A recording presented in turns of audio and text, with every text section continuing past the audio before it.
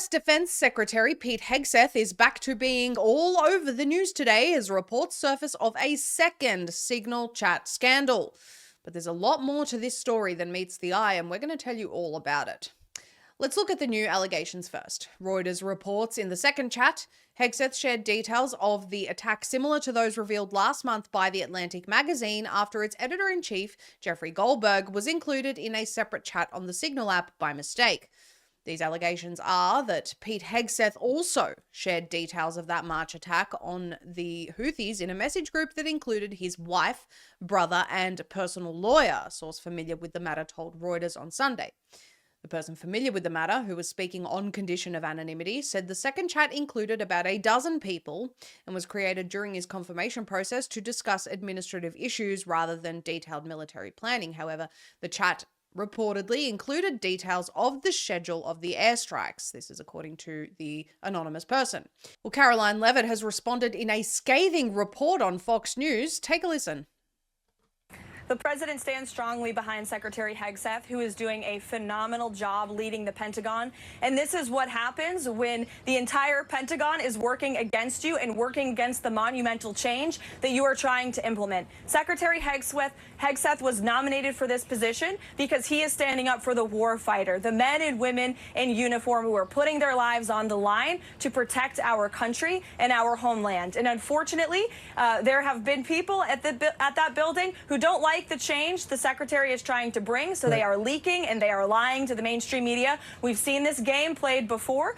The secretary is doing a tremendous job, and the president stands strongly behind him. Karoline, I also think it's important to bring up that this chat happened before confirmation. While confirmation was taking place, and also it just is kind of very curious for me. They're not interested in what these people were leaking, which seems serious. They're interested in the Secretary of Defense, who wasn't. That's right. They are lying about the Secretary of Defense. Let me reiterate, no classified information was shared in these chats. But you do have leakers who are leaking classified information, which is a crime, I will add. And so the administration and the president have taken a very strong stance against anyone who leaks, especially sensitive and classified information that can put our troops and our warfighters at risk. And you've seen the secretary has taken very strong action to rein in the leakers at the Pentagon, and he will continue to do so, I'm sure. So that's quite a huge statement. Quote, the entire Pentagon is working against Pete Hegseth. Now, why would that be? Well, as complicated as this situation may seem, Hegseth appears to not want war with Iran, and others do. So it's quite simple, really. Get Hegseth out of the way and let's go to war. 3 separate sources have reportedly confirmed that the push to get rid of Hegseth is being done by the pro-war hawks who want to install Senator Tom Cotton in the Pentagon to make sure America goes to war with Iran. Karoline Leavitt referenced the leakers inside the Pentagon, and it seems those same leakers are talking to NPR.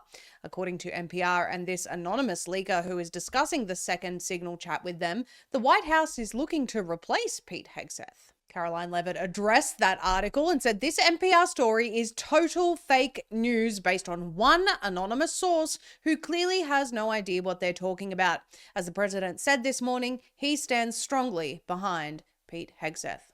This from Nick Sautor. Secretary Pete Hegseth just spent 90 seconds absolutely filleting the fake news media. Let's play you some of that clip now.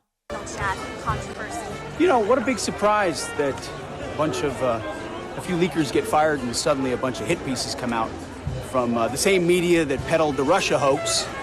Won't give back their Pulitzers. They got Pulitzers for a bunch of lies. Pulitzers for a bunch of lies. And on hoaxes, time and time and time again. And as they peddle those lies, no one ever calls them on it. See, this is what the media does. They take anonymous sources from disgruntled former employees, and then they try to slash and burn people and ruin their reputations. Not going to work with me. He goes on to state that he and President Trump will continue their fight and that they are on the same page. So the White House has come back strong in their support of Pete Hegseth. Hegseth himself is not concerned about these attacks, but it does signal a wider war within the various factions of the US government that we think may go beyond just some disgruntled employees. Think about it. Why aren't there coordinated attempts to fire Mike Waltz after he invited an anti-Trump war hawk into a private Signal group? but there are coordinated attempts to fire Pete Hegseth. According to the New York Times, President Donald Trump blocked a planned Israeli attack on Iran's nuclear sites as early as next month in favor of negotiating a deal with the Iranian regime. The New York Times cited sources inside the Trump administration.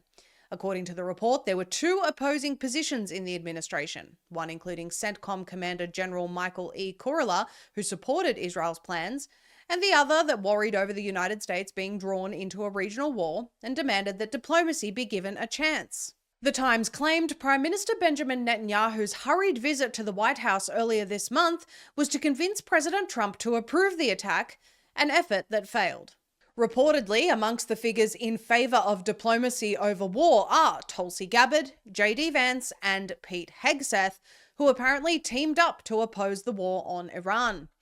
Imagine that. We have people within the administration who don't think that America fighting yet another war on behalf of a country in the Middle East is such a great idea, and they'd like to pursue diplomacy instead. How dare they? Better get a single anonymous source to leak that the White House is going to get rid of them.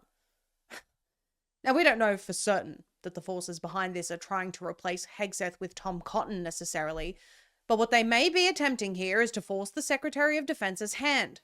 Right this very moment, there are numerous reports coming out that Israel could be in preparation for war with Iran, with strikes being imminent. This begs the question of how the US would respond in support of Israel if this were to happen. We sincerely hope that Israel refrains from such actions and does not put the US in that position to even have to consider supporting yet another war. President Trump promised peace, he's working towards that, and it seems some within his administration agree. Unfortunately, some do not. We'll keep you posted as this develops. Technology has lost its way. AI features, ads in your search, surveillance of your activities. Each day we use big tech devices, we're welcoming technocracy into our lives. We need computers that serve us, not a faceless big tech company, and we need them now. Our sponsor, Above at abovephone.com/pulse, makes it possible with Above Book. Imagine browsing the web without a single ad in sight and zero surveillance. It's possible right out of the box with Above Book. No tinkering or complicated plugins required. Above Book is a modern Linux laptop made easy to use with Above OS. Other Linux laptop outfits are well-intentioned but leave users to fend for themselves. With Above, your transition to privacy is fully supported. Above offers an incredible 30-day money-back guarantee, so there's no risk, and every device comes with a free 45-minute support call with a real live support engineer to help you make the shift from big tech to freedom tech. And right now, Above is offering the Daily Pulse audience $200 off the Aluminium 5. Visit abovephone.com/pulse and use code PULSE right now to save $200. But hurry, Aluminium 5 supplies are limited. The Above Book Aluminium 5 is a versatile 14-inch 2-in-1 laptop that transforms into a tablet. The Aluminium 5 features an Intel Core i7, 16GB RAM, and a vibrant touchscreen. You'll love the built-in rechargeable stylus, long battery life, and durable aluminium body. It's the perfect choice for everyone. Get $200 off today using code PULSE, but remember, supplies are limited.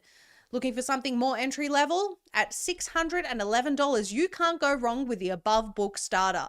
Visit abovephone.com/pulse to see the full Above Book lineup and find the perfect privacy laptop for your needs. It's time to demand a computer that respects your privacy and freedom of choice. Shop now at abovephone.com/pulse.